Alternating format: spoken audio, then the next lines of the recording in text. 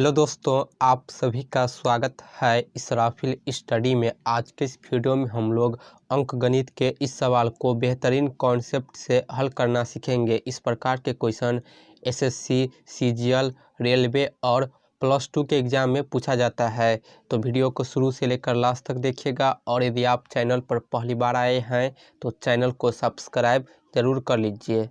हम लोग अभाज्य गुणनखंड निकालना सीखेंगे। तो सवाल है 2 की घात 3 गुने 5 की घात 7 गुने 21 की घात 4 गुने 10 की घात 8 में कितने अभाज्य गुणनखंड है।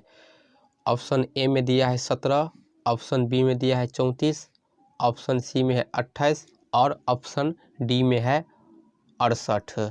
तो जब हम इसे हल करेंगे तब हमें पता चलेगा कि इस संख्या का कितना अभाज्य गुणनखंड है। तो देखिए हम किस प्रकार हल करेंगे। यहाँ पर लिखेंगे हल में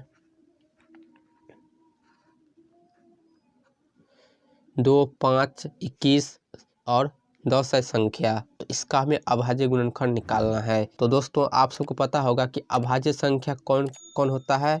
2, 3, 5, 7, 11, 13 इसी प्रकार अभाज्य संख्या होता है। तो यहाँ पर देखिए 2 है 5 है, तो ये दोनों अभाज्य संख्या है। लेकिन यहाँ पर 21 और 10 जो है अभाज्य संख्या नहीं है। तो पहले हम इसे अभाज्य संख्या के रूप में लिखेंगे, फिर हम चेक करेंगे कि कितने अभाज्य गुणनखंड है। 2 की घात 3 ये हमारा अभाज्य संख्या है, तो इसे हम ज्यों का त्यों लिखेंगे 2 की घात 3। फिर गुने 5 की घात 7 है, तो इसे हम ज्यों का त्यों लिखेंगे क्योंकि ये पहले से ही अभाज्य संख्या है। अब यहाँ पर आ जाइए, गुने में 21 की घात 4 है, तो यहाँ पर गुना का चिन्ह लगाएंगे। 21 जो है हमारा अभाज्य संख्या नहीं है, तो इसे हम अभाज्य संख्या के रूप में लिखेंगे। तो 21 को दोस्तों हम क्या लिख सकते हैं, 21 को हम 3 गुने 7 लिख सकते हैं। 3 सत्ते 21 होता है और फिर इसका घात कितना है 4, तो यहाँ पर लिखेंगे 4। फिर गुने में 10 है, 10 अभाज्य संख्या नहीं है, तो इसे हम अभाज्य संख्या के रूप में लिखेंगे 2 गुने 5, 2 पंचे 10 होता है। फिर इसका घात कितना है 8, तो यहाँ पर लिख देंगे 8। हमने पहला स्टेप में क्या किया, जो अभाज्य संख्या नहीं था उसे हमने अभाज्य संख्या के रूप में लिख दिया, गुना के रूप में। अब यहाँ देखिए 2 की घात 3 है, इससे हम ज्यों का त्यों लिखेंगे। फिर गुने 5 की घात 7 को हम ज्यों का त्यों लिखेंगे। फिर गुने यहाँ पर देखिए ब्रैकेट के अंदर में 3 गुने 7 की घात 4 है, तो यहाँ पर हम 3 और 7 को अलग कर देंगे। तो यहाँ पर ये जो घात 4 है इस दोनों के ऊपर लग जाएगा घटांक के नियम अनुसार, यानी यहाँ पर होगा 3 की घात 4 फिर गुने में 7 की घात 4। ये जो घात है दोनों के ऊपर लगेगा जब गुना में होगा। फिर गुने यहाँ पर 2 गुने 5 की घात 8 है, तो इसे भी हम अलग करेंगे, तो ये होगा 2 की घात 8 गुने 5 की घात 8। अब हम इसका अभाज्य गुणनखंड निकालेंगे कि कितना इसमें अभाज्य गुणनखंड है। तो इससे पहले यहाँ पर देखिए क्या करेंगे, यहाँ पर 2 की घात 3 है और यहाँ पर 2 की घात 8 है। ये दोनों गुना में है, आधार समान है, तो घटांक के नियम अनुसार जब आधार बेस एक जैसा रहे और गुना में रहे तो हम घात को जोड़ेंगे। यहाँ पर 2 की घात 3 है और यहाँ पर 2 की घात 8 है, तो इसे जब हम जोड़ेंगे तो ये होगा 2 की घात 3 प्लस यहाँ पर क्या है 2 की घात 8। फिर गुने अब यहाँ पर देखिए 3 की घात 4 है और कहीं 3 नहीं है, तो इसे हम जो का त्यों लिखेंगे 3 की घात 4 को। अब आ जाइए संख्या 5 पर, तो यहाँ पर 5 की घात 3 है और यहाँ पर 5 की घात 8 है, तो इस दोनों का घात भी क्या होगा जुड़ जाएगा। तो लिखेंगे यहाँ पर 5 की घात 7 प्लस 8। फिर गुने में 7 बच जाएगा, तो यहाँ पर 7 की घात कितना है 4, जो का त्यों लिखेंगे। 3 और 7 एक ही बार लिखा है, तो इसीलिए जो का त्यों रहेगा। अब यहाँ पर इसे सरल कर लेंगे, 2 की घात 3 और 8 कितना होगा 11, तो लिखेंगे यहाँ पर 11। फिर गुने 3 की घात 4 जो का त्यों रहेगा। फिर गुने 5 की घात 7 और 8 कितना होगा 15, तो लिखेंगे यहाँ पर 15। फिर गुने में 7 की घात 4। अब यहाँ से हम अभाज्य गुणनखंड निकालेंगे कि कितना है तो कैसे निकालेंगे, तो यहाँ पर ध्यान दीजिए।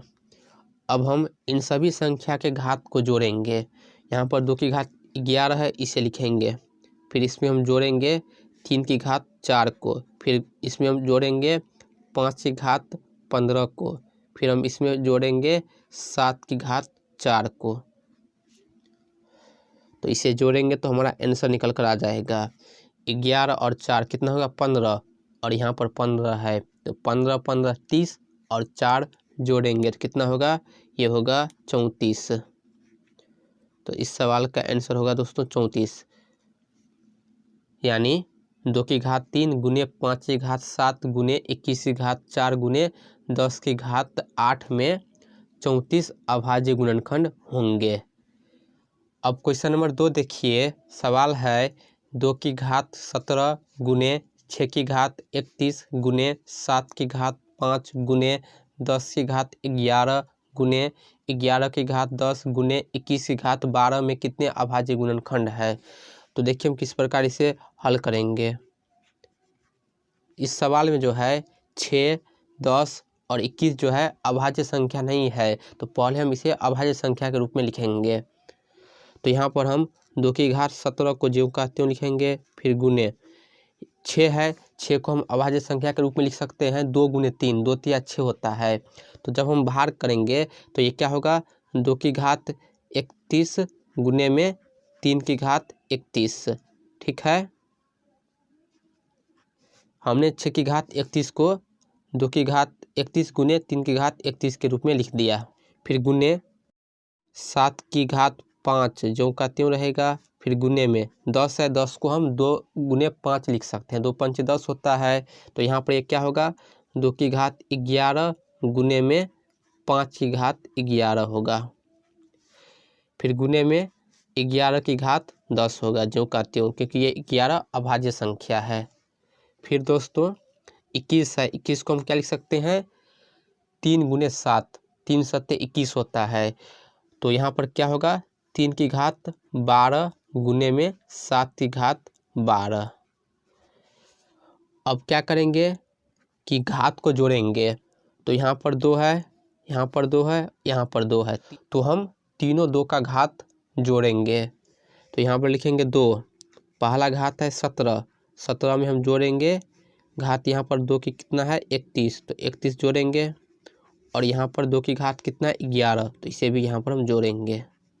फिर गुने में 2 की बाद संख्या आता है 3, तो यहाँ पर 3 की घात 31 है, यहाँ पर 3 की घात 12 है, तो इसे भी जोड़ेंगे। लिखेंगे यहाँ पर 3 की घात 31 प्लस कितना है 12 गुने, अब 5 में आ जाइए, तो 5 की घात यहाँ पर 11 है, और कहीं है और कहीं नहीं है, तो लिखेंगे यहाँ पर 5 की घात 11।